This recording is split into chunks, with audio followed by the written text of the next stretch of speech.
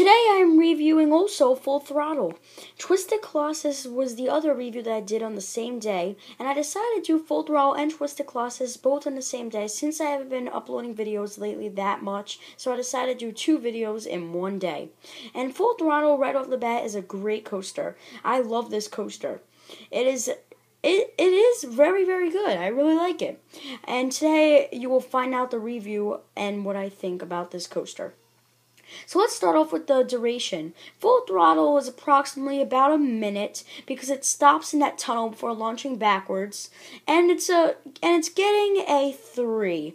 It is not that long of a coaster at all, really. It's kind of long for a coaster like this. It's one of the longer launch coasters out there, but compared to some of the other coasters out there that I've ridden, it obviously isn't a long coaster. Next up we have the height, and this is going at the very top of the top hat and vertical loop. Now remember, this vertical loop is the tallest vertical loop in the world. However, it's 160 feet, so we are giving this coaster a 6 for the highest point of the coaster. It is the tallest vertical loop in the world, which is an insane height for a loop, but it is just a good height for a regular coaster. Now we have the speed, and I'm giving Full Throttle a perfect score of a 7. Not a perfect score of a 10, right on the dot of a 7. No 7.5, no 6.5, you know. It happens at the very end of that launch where you're skyrocketing up that loop. And it's a very, very good speed. This speed I have no problems with. I've ridden a lot of other coasters that are in the 70 mile per hour range, and this definitely qualifies for quite a fast coaster. It's fast for a steel coaster, too. Now we have the smoothness, and Full Throttle is getting a 10. This is a glossy, smooth coaster, one of the smoothest I've ridden. It just swerves around itself, no jerkiness at all. It's very smooth. I definitely like the smoothness of this coaster a lot.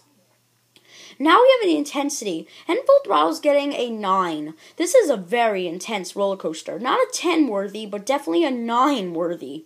The most intense part of this coaster is that insane hang time you get on the top of that vertical loop. You're just hanging upside down 160 feet in the air. Then you just skyrocket back down, go through a couple of turns. Then you just shoot down into that tunnel. You get backwards launched. Then you get skyrocketed back up that top hat. And then you just go straight down into the brake run. It's a very intense ride, but like I said, a short ride. Now we have transitions, and transitions are getting a 10. These transitions are very, very good. You are not jerked around at all. Very smooth transitions, and I really like these transitions a lot. Now we have the restraints, and Full Throttle's restraints are getting a 9. I definitely like these restraints. They do tend to push down on you like Twisted Colossus, like I said exactly in my other Twisted Colossus review, but I have no problems with them. This is just for the overall average person experience for the restraints, though. Now we have the inversions, and I'm giving Full Throttle a 10. Definitely what makes this coaster a 10 for inversions is that vertical loop. That's the icon of this coaster. Nothing else is an icon of this coaster except that vertical loop. And of course you have that extra inversion where you dive down into that tunnel before being backwards launched. Overall, this is getting a 10 for the inversions because it is a very awesome coaster with very cool inversions. Now we have the theming.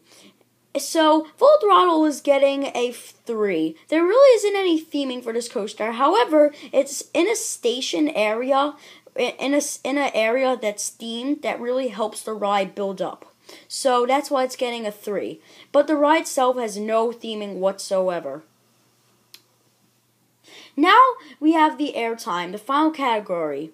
And the airtime is getting a 3. This coaster doesn't really have that much airtime. The really only airtime moment on this coaster, which is a slight moment of floater airtime, is that top hat before going into the brake run. And it's not even that much floater airtime that you get ejected out of your seat. Every other part of this coaster is mostly about the transitions, overbanks, and just inversions.